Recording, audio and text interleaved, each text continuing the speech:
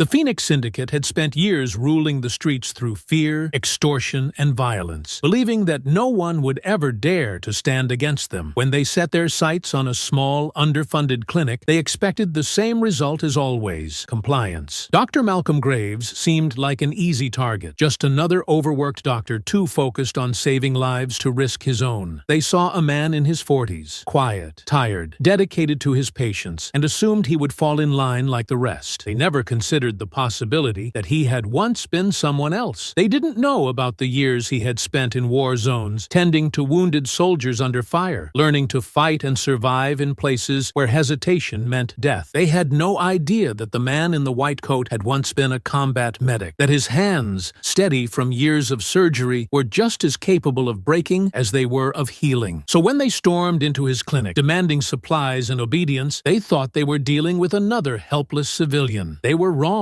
By the time the night was over, the Phoenix Syndicate would realize that some men don't break, some places won't fall, and that beneath the patience of a healer, there can be a warrior waiting. Before we go any further, comment where in the world you are watching from and make sure to subscribe. The clinic buzzed with the steady rhythm of controlled urgency. The scent of antiseptic lingered in the air, masking the faint metallic tang of blood. The waiting room, though modest, was full.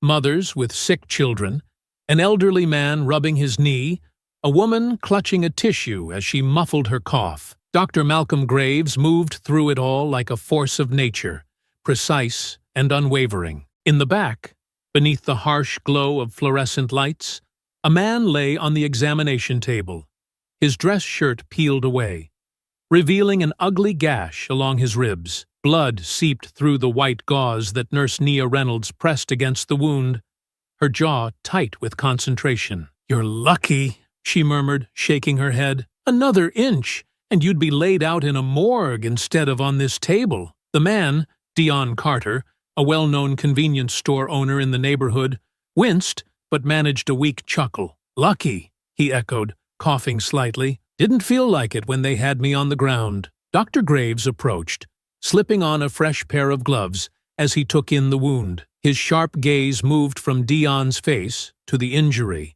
assessing everything with the practiced eye of a man who had seen much worse. "This happened today?" he asked, voice calm, measured. Dion nodded, his breath hitching as Nia adjusted the gauze. "Barely locked up my store before they rushed me. 5, maybe 6 of them. Wanted everything in the register, then started clearing out shelves like it was a damn shopping spree. Told me I should be thanking them for not killing me." Graves exhaled through his nose, steady but deliberate. "Did they say anything else?" "Yeah." Dion swallowed hard, shaking his head. "Said it's their neighborhood now, that anyone running a business has to pay up, or they'll start collecting in other ways." The room felt heavier. Graves pressed 2 fingers against Dion's wrist, checking his pulse, but his mind was elsewhere. This wasn't just some random robbery.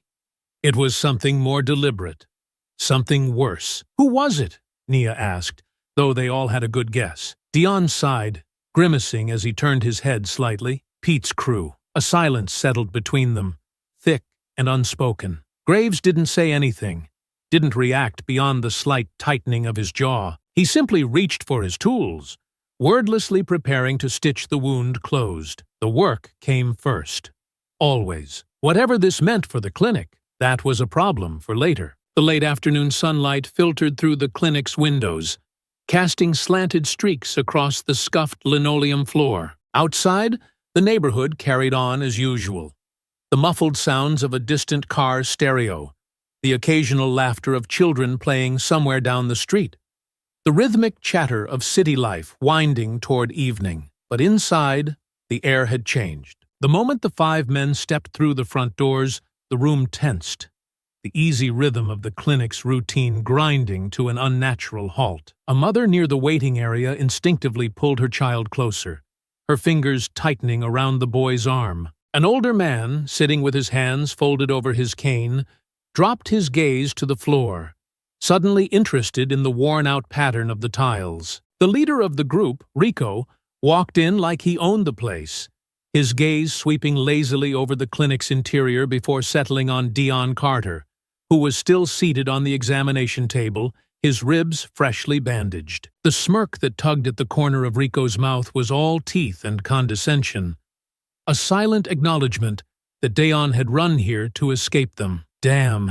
Dion," Rico murmured, shaking his head as if the sight genuinely amused him. "Thought we made it real clear earlier. You don't get to say no to us." Dion's shoulders stiffened, but he kept his mouth shut. Rico turned his attention toward Dr. Malcolm Graves, his smirk widening. "And you, Doc, well, you're gonna have to help us out." Graves had been watching, taking in every movement, every shift in body language, the way the men spread out just enough to exert control over the space. He pulled off his gloves with a calm, practiced motion, dropping them into the waste bin before meeting Rico's gaze. "If you're hurt," Graves said evenly, "you can take a seat, and I'll see what I can do for you." Rico exhaled sharply, shaking his head. Nah, see, that's not how this works. We ain't asking for treatment.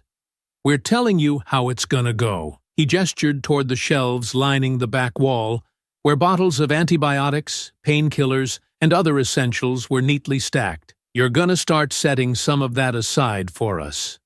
Regularly. Bandages, meds, antibiotics, anything we need. And when we come in, you treat us first. No waiting, no charge, no questions." Nia Reynolds, who had been standing near the supply cabinet, her fingers tightening around a clipboard, spoke up before Graves could. "That's not how this clinic operates." Rico's gaze snapped to her, his amusement flickering to something sharper. "I don't think you heard me right," he said, his tone losing whatever civility it had been pretending at. "I wasn't asking." From his position near the entrance, EZ took a step forward, his presence shifting from passive observation to something more pointed. "You're done here," EZ said, his voice steady, firm. "Walk out before this turns into something you don't want." A low chuckle escaped Rico, his expression unreadable. "Oh, I don't want it." He turned his head slightly, as if checking with his crew, before letting out another dry laugh. "You hear that? EZ thinks he got the muscle to tell us what to do?" Slade, the man standing closest to the reception desk, clicked his tongue, shaking his head as he leaned against the counter. "Man, that's really funny coming from someone who used to run with us." EZ's jaw tightened, but his stance didn't waver. "That was a long time ago, and yet here you are," Rico mused, feigning deep thought, still standing in the way of progress. Then, just like that, his expression shifted, amusement disappearing as if someone had flipped a switch. "Let's make this real simple," he said, his voice lower now, heavier. "You either hand over what we need, or we take it. But either way, we're walking out of here with something." Silence pressed into the room, thick and suffocating. Then, Tone moved. Fast. The pistol came out of his jacket, the barrel flashing as he pointed it straight at Dion's head. A woman near the waiting area gasped, a sharp intake of breath, her body curling around her child in silent panic. The teenage boy, who had been minding his own business near the back of the room, went rigid, his eyes darting between the gun and the door, calculating whether he could make it out in time. Dion barely breathed. Graves, however, did not react, not immediately. Instead, he tilted his head slightly, his expression unreadable. His hands, steady and controlled, rested casually at his sides, but his eyes were locked onto Tone's grip, the angle of his stance, the way his fingers twitched ever so slightly on the trigger. "Is this your idea of negotiation?" Graves murmured, his tone betraying nothing but calm indifference. "Because I can tell you right now, that's a terrible plan." Rico's smirk twitched, but his patience was wearing thin. "See, Doc," he sighed, feigning disappointment. "I don't think you understand your place here." He gestured lazily toward Tone. "Maybe you need a little reminder." Tone pressed the gun harder against Dion's skull, the threat now very, very real. From across the room, EZ moved first. His motion was subtle, a slow step forward, his hands at his sides, but the shift in energy was immediate. The muscles in his arms coiled, his posture changing from casual defense to something Graves had seen before. Something trained. Rico saw it too. His smirk faded. Graves, watching everything unfold in real time, saw the crack in Rico's composure. A split second of hesitation. That was all he needed. His hand struck Tone's wrist with calculated precision, twisting the gun just enough to throw off his aim. A shot rang out, the bullet sinking into the ceiling, sending patients ducking for cover. The deafening crack of the gunshot reverberated through the clinic, ricocheting off the walls like an explosion in an enclosed space. The sharp tang of burnt gunpowder filled the air, mingling with the sterile scent of antiseptic. Chaos erupted in its wake. The bullet had buried itself into the ceiling, sending small chunks of plaster cascading down like dust. Patients screamed, scrambling for cover, some diving behind chairs, others pressing themselves against the walls in a desperate bid to make themselves unseen. A woman near the reception desk clutched her child tightly to her chest, her eyes squeezed shut, whispering something frantic under her breath. Dr. Malcolm Graves's fingers had already closed around the wrist of the man who had fired, yanking it downward in a swift, decisive motion. Tone barely had time to register what had happened before a brutal elbow struck his face, crushing his nose with a sickening crunch. His body crumpled backward, hands instinctively flying up to his ruined face as blood poured between his fingers, his weapon clattering uselessly to the floor.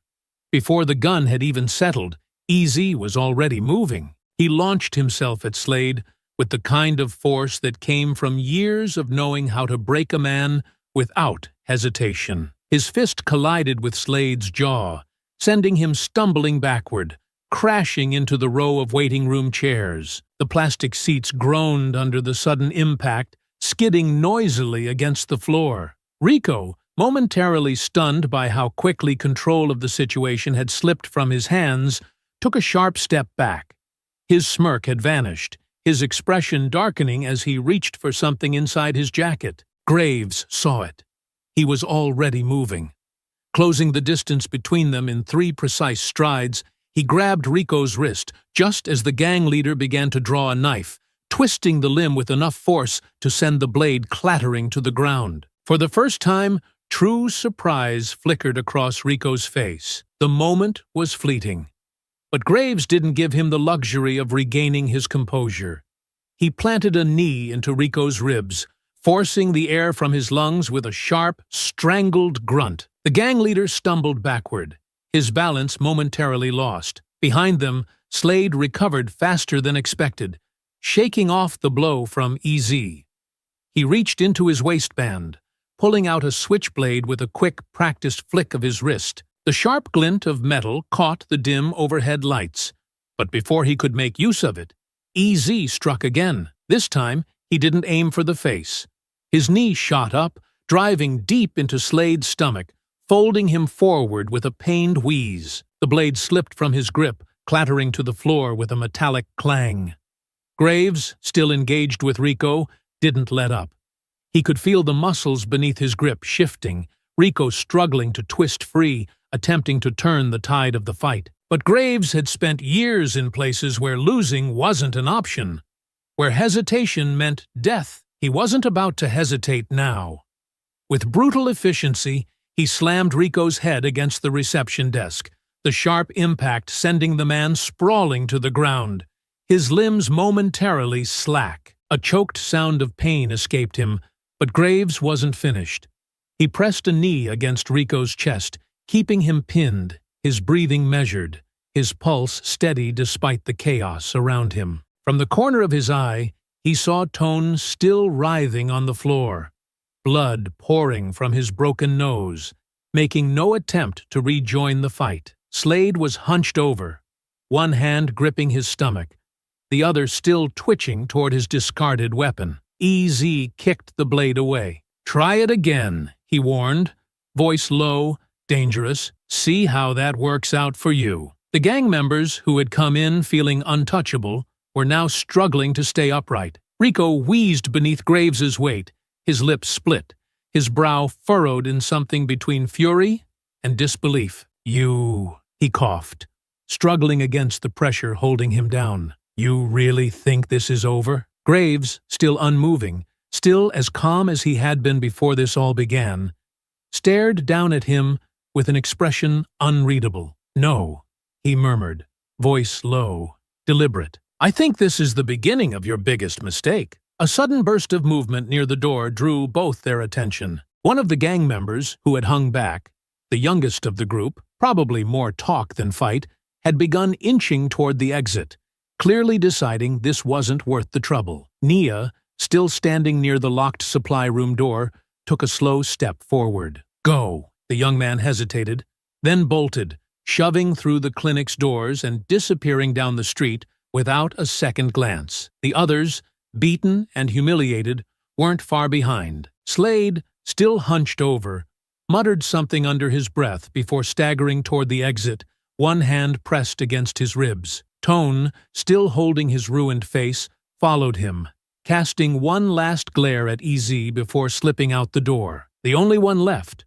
was Rico, still pinned beneath Graves. Still struggling to comprehend how the hell things had turned out like this, Graves finally released him, but not before leaning in slightly, his voice barely above a whisper. "Don't come back." Rico glared at him, his expression a twisted mix of anger and something dangerously close to humiliation. Without another word, he pushed himself up, wiping the blood from his mouth with the back of his hand before making his way toward the door. He stopped just short of the threshold, turning slightly, his expression unreadable. "This ain't over," he murmured, his voice carrying a quiet promise. Then, with one final glance at his fallen men, he stepped outside and vanished into the streets. The door swung shut behind him, and for the first time since the fight had started, the clinic was still. The only sound left was the quiet murmur of those who had been hiding, slowly peeling themselves off the floor, their bodies still rigid with the aftershock of what had just happened. Nia exhaled, her fingers trembling slightly as she brushed stray curls from her face. EZ flexed his hands, rolling his shoulders before casting a glance at Graves. Graves simply straightened his coat, exhaled slowly, and muttered the only thing that mattered now. "Lock the doors." The clinic had never been truly quiet, not with the steady hum of the city pressing against its thin walls, the occasional cough of a waiting patient, the rhythmic beep of a heart monitor in the back room, but now the silence was something else entirely. It was heavy, unsettled. Waiting. Dr. Malcolm Graves stood near the reception desk, his pulse no longer racing, but his muscles still wired with the echoes of the fight. The adrenaline had begun to fade, but the tension had not. The clinic had seen blood before, but never like this. Not as a warning, not as a challenge, not as a promise of something worse to come. Nia Reynolds had finally let go of the clipboard she had been gripping like a lifeline, setting it down on the counter with an exhale that sounded like she was trying to let go of the moment itself. Her eyes darted across the room, taking in the overturned chairs, the shattered glass, the drops of blood smeared along the floor where Tony had collapsed after Graves shattered his nose.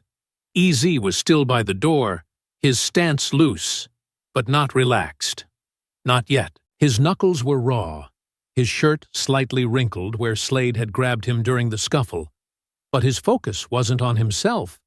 It was on the street outside. He stood with his arms crossed, eyes scanning the darkening sidewalk through the clinic's front windows, watching for shadows that hadn't yet returned. The first sound after the fight came from Dion Carter, who let out a sharp breath, wincing as he pressed a hand to his ribs. "I don't know if I should be relieved or scared," he muttered. Graves didn't look at him, still surveying the damage, still cataloging the injuries that weren't physical, the way the waiting patients were slowly, cautiously moving again. The woman near the corner murmuring reassurances to her son. The teenage boy still gripping the back of his chair like it was the only thing keeping him upright. "You should be both," Nia muttered, rubbing a hand over her face before gesturing toward the mess around them, "because they're not just going to let this go." Before Graves could respond, the distant wail of sirens cut through the thick silence, the flash of red and blue lights bouncing off the clinic windows. EZ exhaled sharply, shaking his head as he glanced at Graves. "Here comes the cleanup crew," he muttered.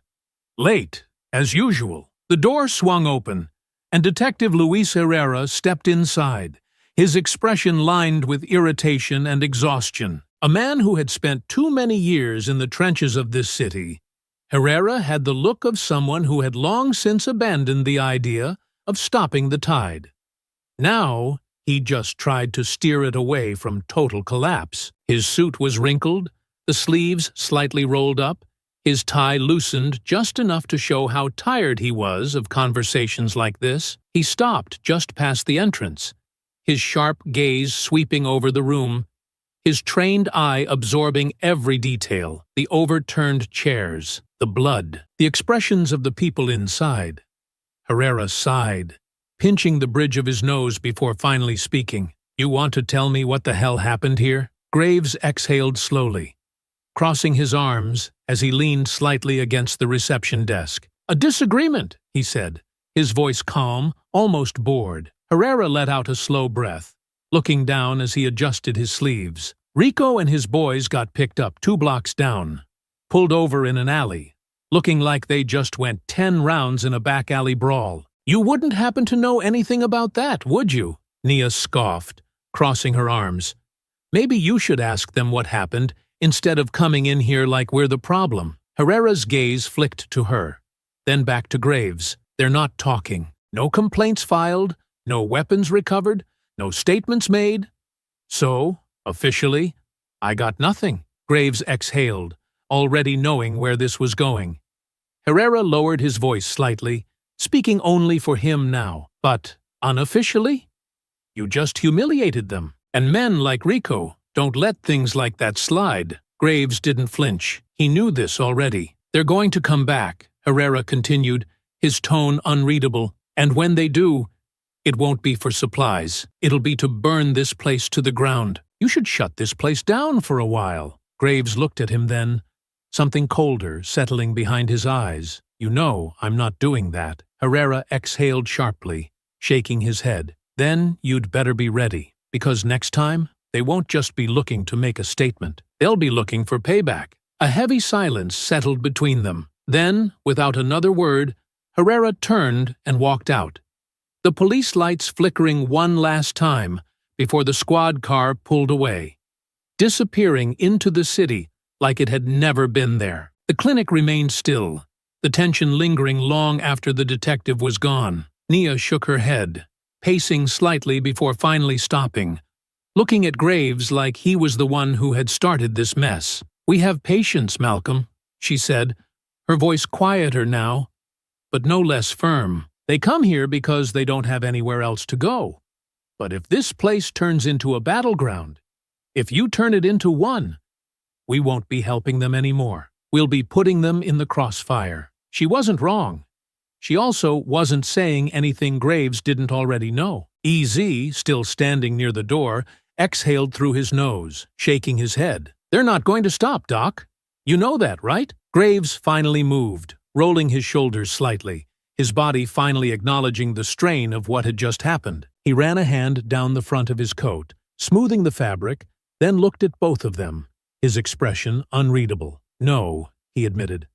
"They're not." For a long moment, no one said anything. Then, finally, Nia turned back toward the supply cabinet, murmuring under her breath as she gathered supplies. EZ sighed and glanced back outside, watching the streets as the first traces of twilight settled over the city. Graves stood in the center of it all, already thinking about what was coming next. The last of the squad cars had rolled away nearly an hour ago, the echo of police radio chatter fading into the deepening night. The clinic was far from settled. Though the waiting room had been cleared, and the remaining patients had either gone home or been discharged, the tension had not left with them. Dr. Malcolm Graves stood near the shattered front window, surveying the damage under the dim glow of the emergency lights. Shards of broken glass littered the floor, catching faint reflections from the street lamps outside, while a few overturned chairs still lay where they had been knocked during the scuffle. The weight of the evening pressed into his bones, but he didn't let himself acknowledge it. Not yet. Nia had finally slowed, no longer moving with the frenetic urgency she had carried during the aftermath. Instead, she leaned against the supply cabinet, arms folded, fingers digging into her sleeves as she stared at the wreckage with an expression that teetered somewhere between frustration and exhaustion. EZ stood near the door, posture rigid, scanning the street through narrowed eyes. He hadn't spoken in the last 10 minutes, but Graves could feel the energy coming off him in waves.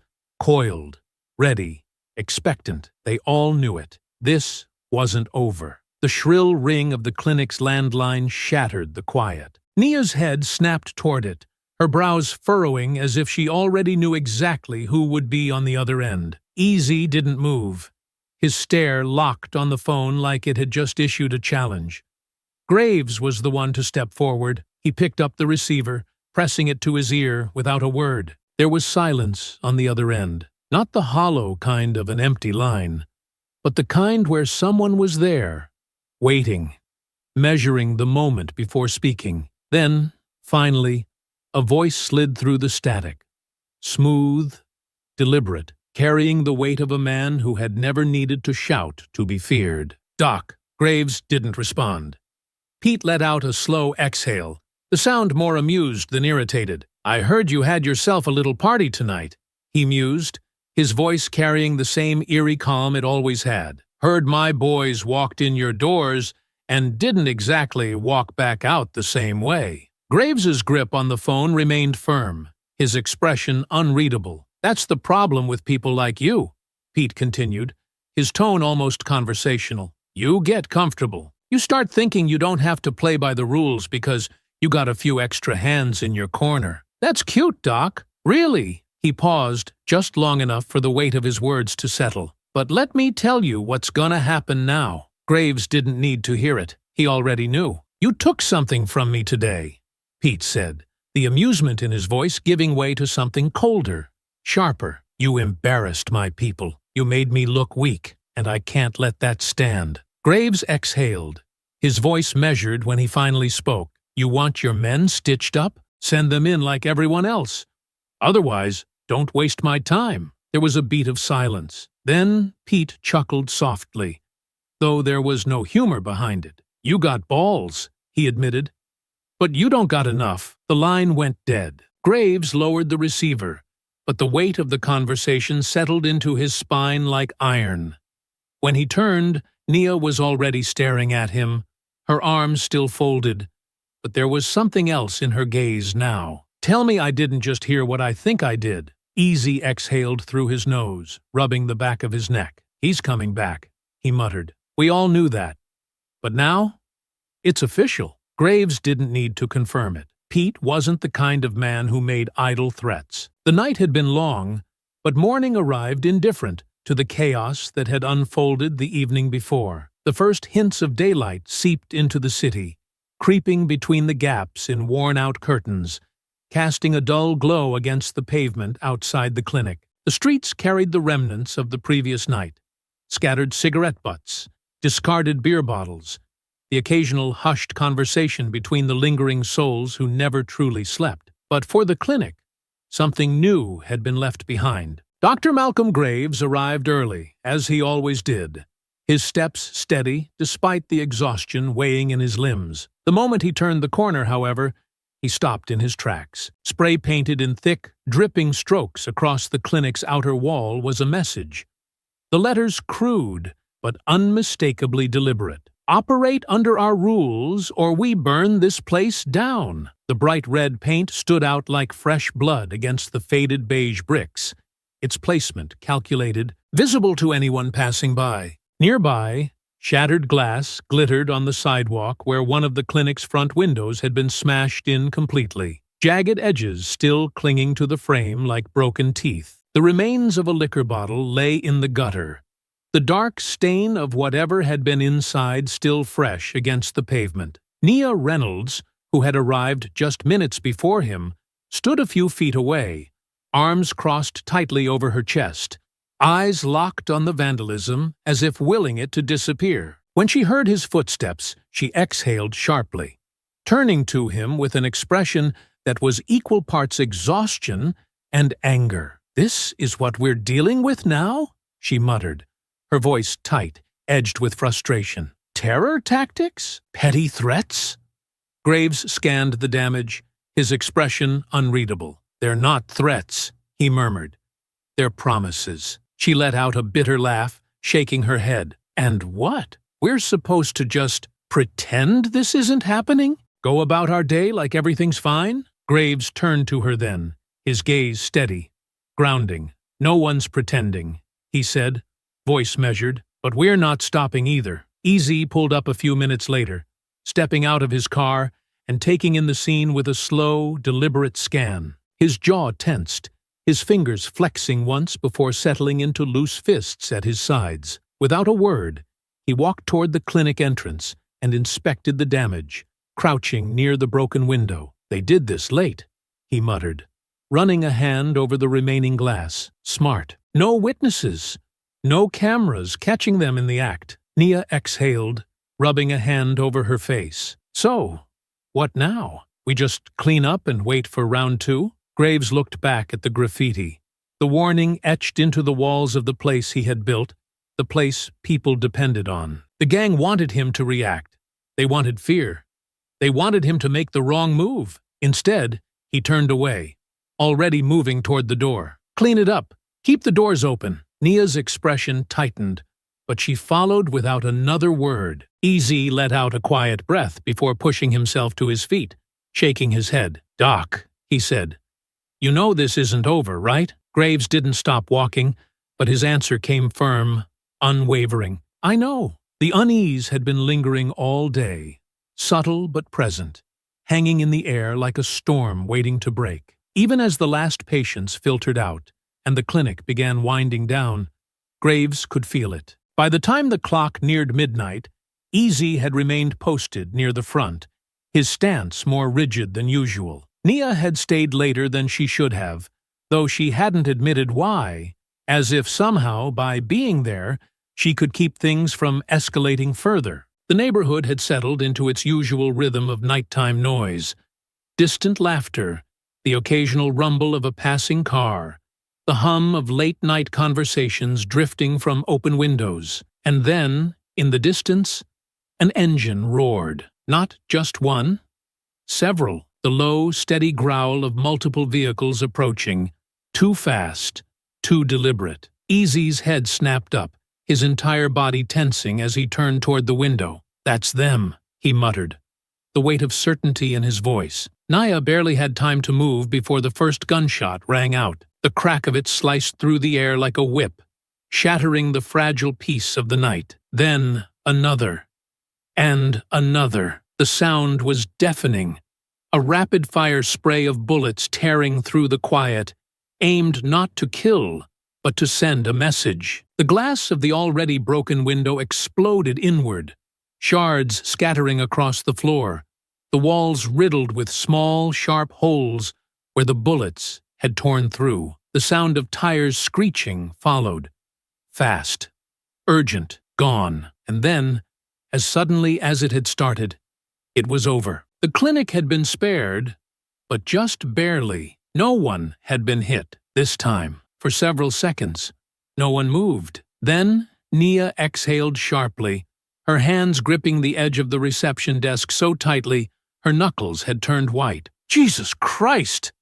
Easy turned, scanning the damage, his breathing measured, but his eyes were dark, sharp. He ran a hand over his face before turning to Graves. "They're testing us," he muttered, "seeing how far they can push before you fold." Graves stood still, his eyes on the wreckage, his pulse steady, his expression unreadable. Nia finally turned to him, her voice quieter now, but no less urgent. "Malcolm, this isn't just intimidation anymore. This is war." Graves inhaled slowly, exhaled just as deliberately, his hands resting against the counter as he processed everything. The escalation, the warning, the next inevitable step. He already knew what was coming. And Pete knew that he knew, because this wasn't just a message anymore. This was the countdown to something worse. The smell of gunpowder still clung to the walls, lingering like an unspoken warning, a reminder that last night had not been a nightmare, but a promise. The drive-by had left its mark. Bullet holes in the exterior brick, shattered glass crunching underfoot. The clinic transformed from a place of healing to a battleground, marked by violence. Dr. Malcolm Graves had spent the early hours of the morning patching up the front windows, boarding over the worst of the damage, while the waiting room remained eerily empty. Patients who had once trusted this place to be a safe haven were now hesitant, their absence a message in itself. It was working.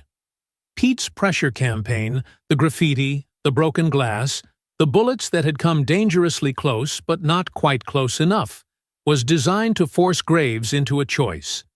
The gang wasn't trying to destroy the clinic outright, not yet. They wanted him to fold first, to bend under the weight of fear.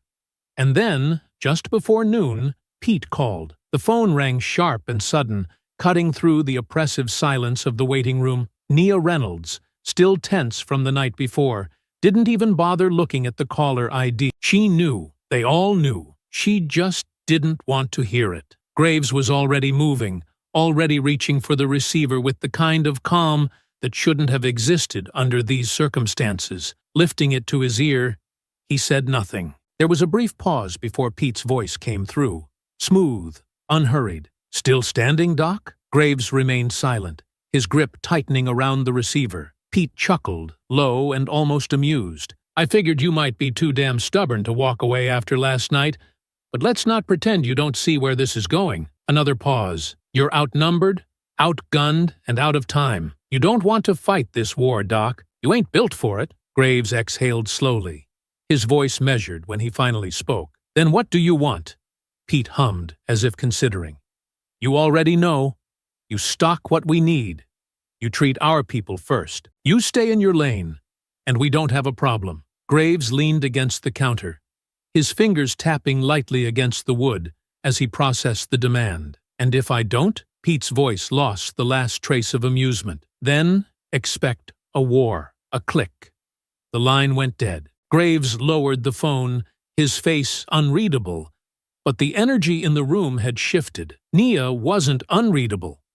She was standing near the supply shelves, arms crossed, her breath just slightly unsteady. And then she snapped. This isn't just you, Malcolm. Her voice was sharp, the frustration that had been simmering finally boiling over. They're not just coming after you. They're coming after all of us. Graves turned to her, his expression unreadable. You think I don't know that? Then why the hell are you acting like this is your fight alone? Nia's hands tightened into fists at her sides. I didn't sign up to work in a war zone. I came here to help people, not get caught in the crossfire of whatever the hell this has turned into. Graves watched her carefully. You saying you want out? Nia opened her mouth, then closed it, her throat working as she struggled with the weight of her own words. Finally, she exhaled, shaking her head. She turned away slightly, her arms wrapping around herself. I don't know if I can do this, Malcolm. I don't know if I should. Her words hung heavy in the air, a silence stretching between them that neither was quite ready to break. Across the room, Easy shifted. His silence had been more telling than anything else. He had been listening, watching, but the weight pressing down on his shoulders was different. Graves turned to him. You've been quiet. Easy let out a breath, rubbing a hand over his face before shaking his head. Because I don't know what the hell to say. His voice was lower, thick with something more than just frustration. This ain't something that just stops, Doc.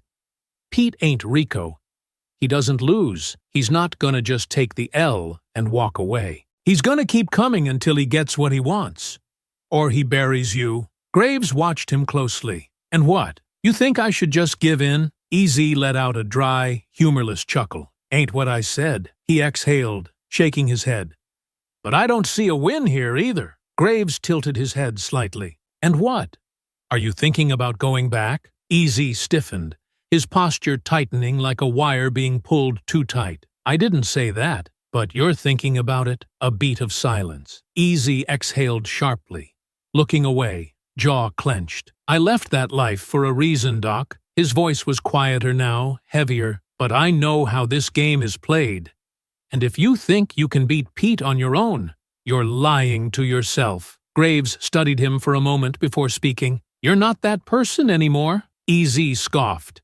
"Yeah? Tell that to the people who still see me as nothing but a street soldier." Another silence settled, heavy and suffocating. Nia turned back, her voice quieter now, but just as sharp. "We need to do something, Malcolm, because I don't think we can take another hit." Graves inhaled slowly, exhaled just as deliberately. He had spent his entire life saving people. In the field, on the streets, in this very clinic. But now he was the one being forced into a choice that wasn't really a choice at all. Pete had drawn his line in the sand. The question was whether Graves was willing to cross it.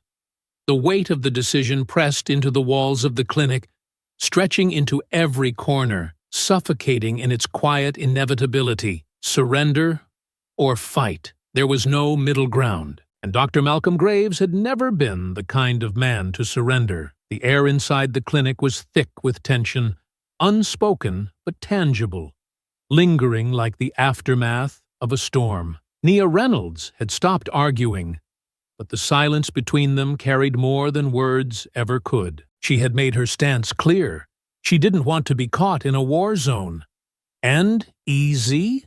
He hadn't outright said it, but Graves could see the conflict in his eyes. None of that changed what needed to be done. Graves stood behind the reception desk, arms braced against the counter, as he scanned the clinic with the eyes of a man no longer looking at a place of healing, but a battlefield. Every entry point, every blind spot, every potential vulnerability.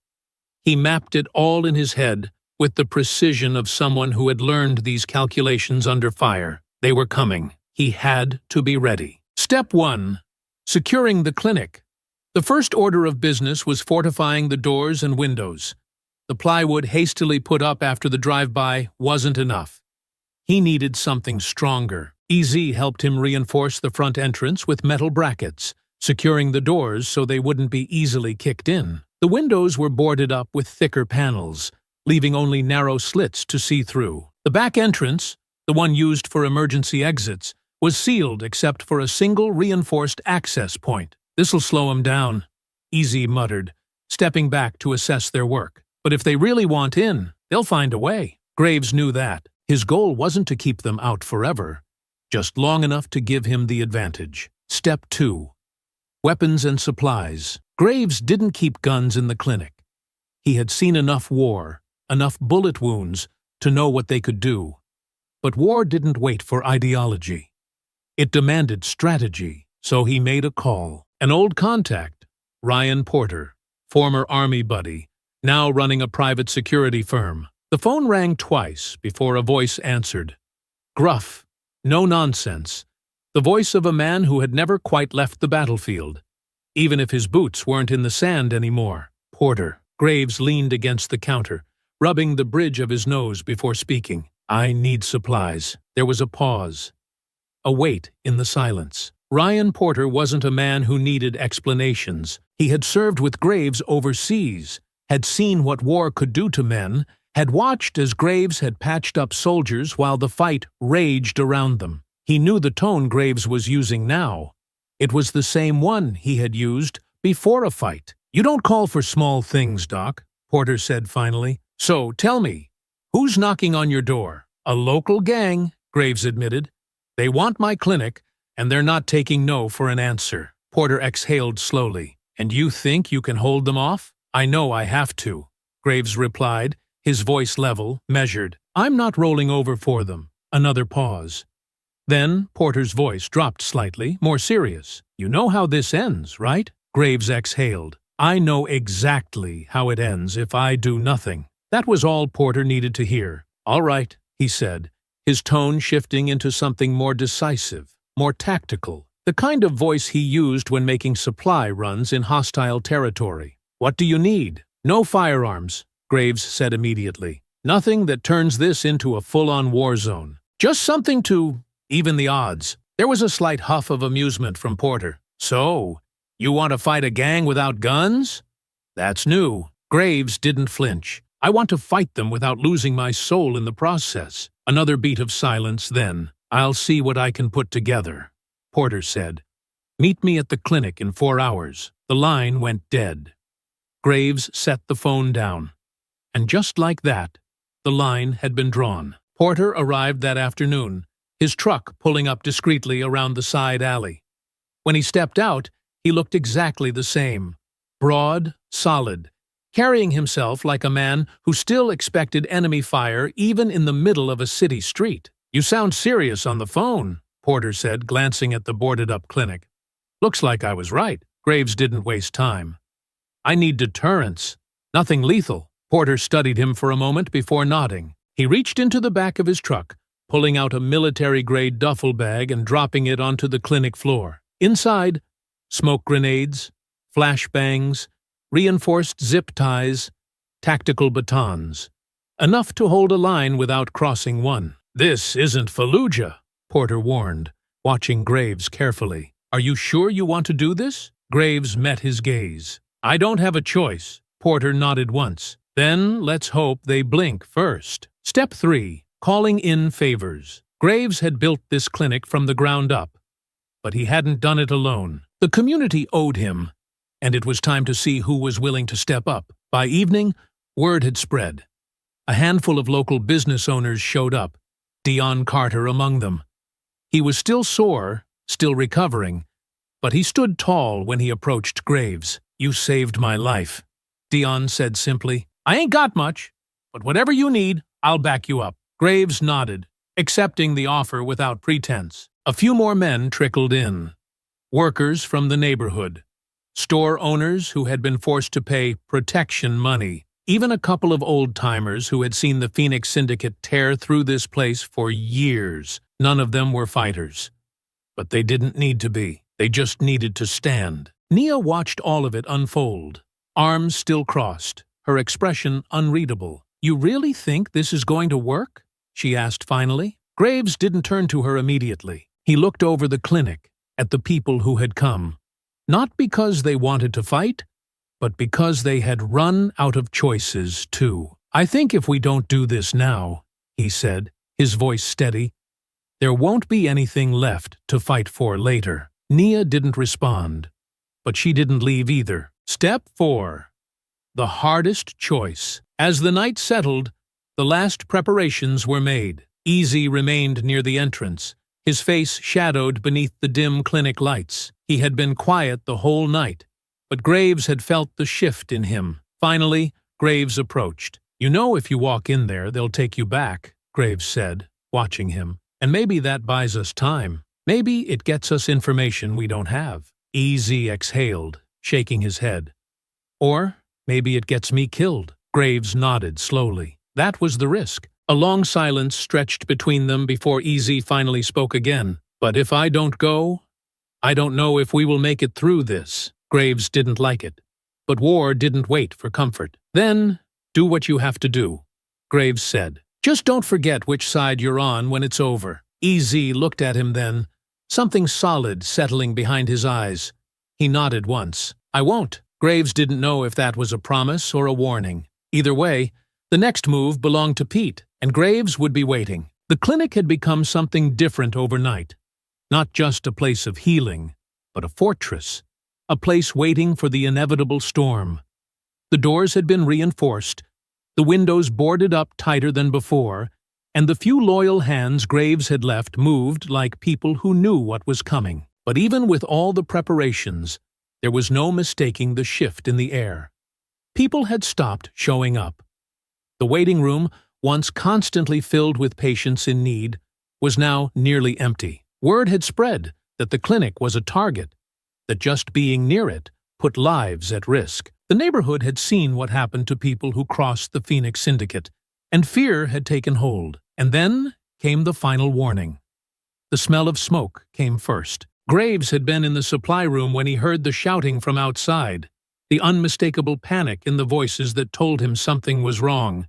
He moved fast, pushing through the hallway, already catching the faint scent of burning plastic, melting rubber. By the time he stepped out onto the sidewalk, the fire was fully raging. The clinic's van, the only vehicle they had to transport critical patients to nearby hospitals when necessary, was engulfed in flames, black smoke billowing into the morning sky like a signal fire. A small group of onlookers had gathered at a distance, their faces etched with the same uneasy resignation that had taken hold of the entire block. This wasn't just a message.